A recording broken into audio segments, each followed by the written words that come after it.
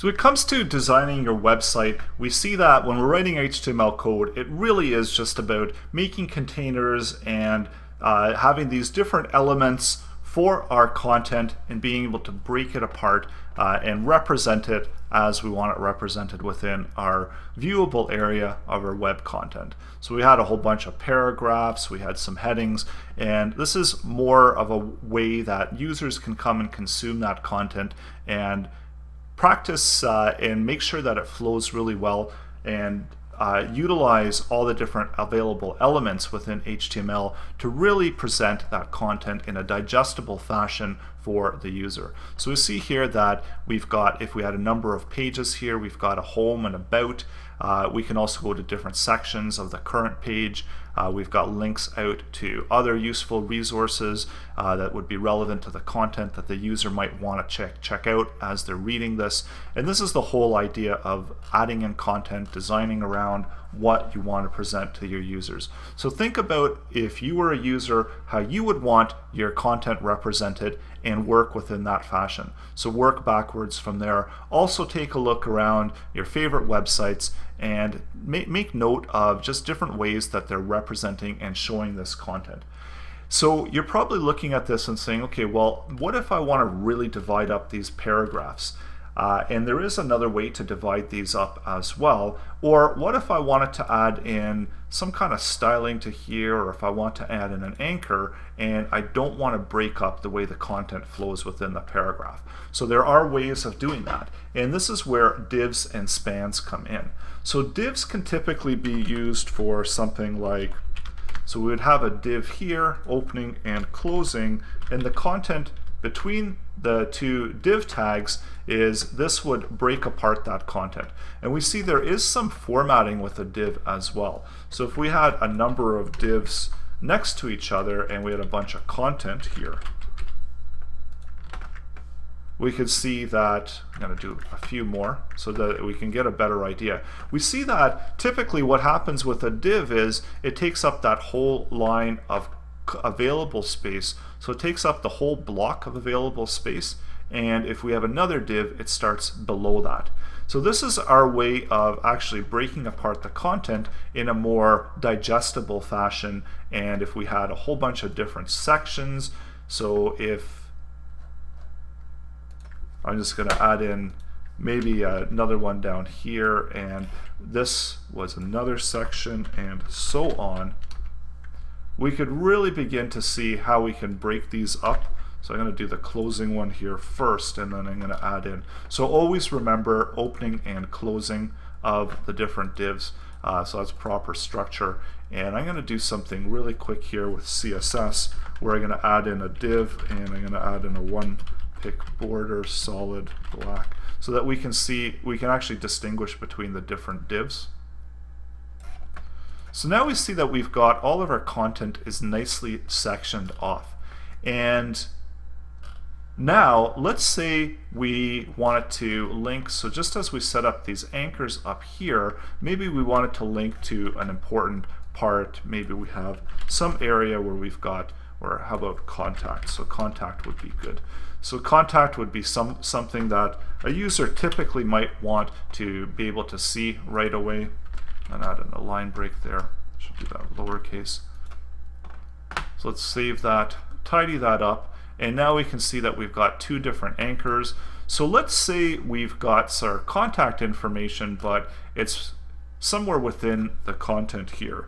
So, and yes, of course, if you had contact information, you might want to really split it up. So maybe we have our phone number, and so I'm just going to make up something that looks somewhat like a phone number down here, but I don't want to really use anybody's phone number, so we'll just leave it something like that. Or email us at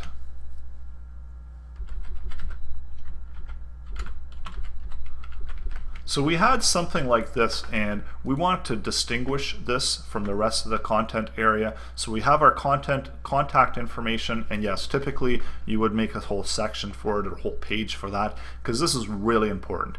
But just for the demonstration purposes, if you have contact up here and you don't want to keep rewriting your contact information, there is a way to isolate out this piece of content, and this is where we'd use spans. So spans work inline as opposed to divs that create the blocks. So opening and closing spans. And really at the root of it, spans don't really do anything. There's going to be no difference in the formatting. We see absolutely nothing different. But we now have a way to add in an attribute where we could do an ID and equal it to contact. So now when someone hits our contact hyperlink, they're brought down to our contact information right away. So much like as we had brought them down to that important section 1, we can also bring them down to the contact area. And then this way, we don't have to repeat content. So contact probably isn't a typical way to use it, but this is something that you would see used fairly often within websites to really highlight and bring people to different pieces of content.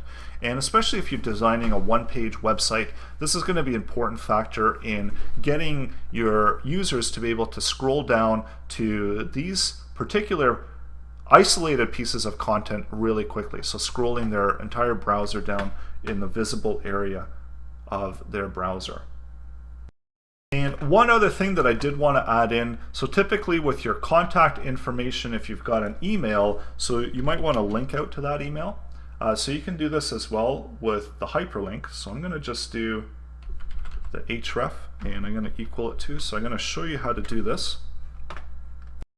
And close off that hyperlink, so it's going to look like a hyperlink, but we do have ways to do it specifically for email addresses. So right now it's not going to go to anything, but if I do a mail to, and then here I would have that email address that we're mailing out to,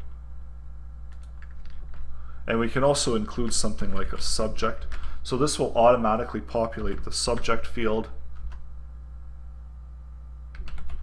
So maybe if we want to send a message from the website and so on.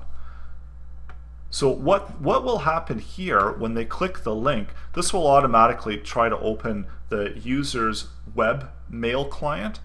So this is something to keep in mind when you've got email addresses. It's always a good idea to link to the user's default mail client that's set up within the browser. So you click this, and instead of actually trying to go to a web address, it's going to open up that mail client and allows the user to save some steps whenever they want to email out. So they don't have to copy and paste it in to their mail client. It'll automatically open that up. So really nice feature and something to keep in mind when you are adding those email addresses. Always think to make it easy for the user to do important things within your website. So if they need to communicate with you, then make it easy for web users to be able to initiate that communication to you. And also keeping in mind, a lot of your web users might be coming to your website on a mobile device. So just like we set up our Mailto, we can also do a specific hyperlink to a phone number. And this will automatically open up. Just as the mail client opens up, we can open up the phone system on a mobile device to this particular phone number, and the syntax for that is TEL. So just like we have Mailto, we have TEL to indicate that this is a phone number, and now whenever the user clicks this, it's going to open up their phone provider. And if you have a phone client on your desktop, then it'll try to open that up as well. So if you click it, it'll try to open up Skype if it doesn't find anything else on your system.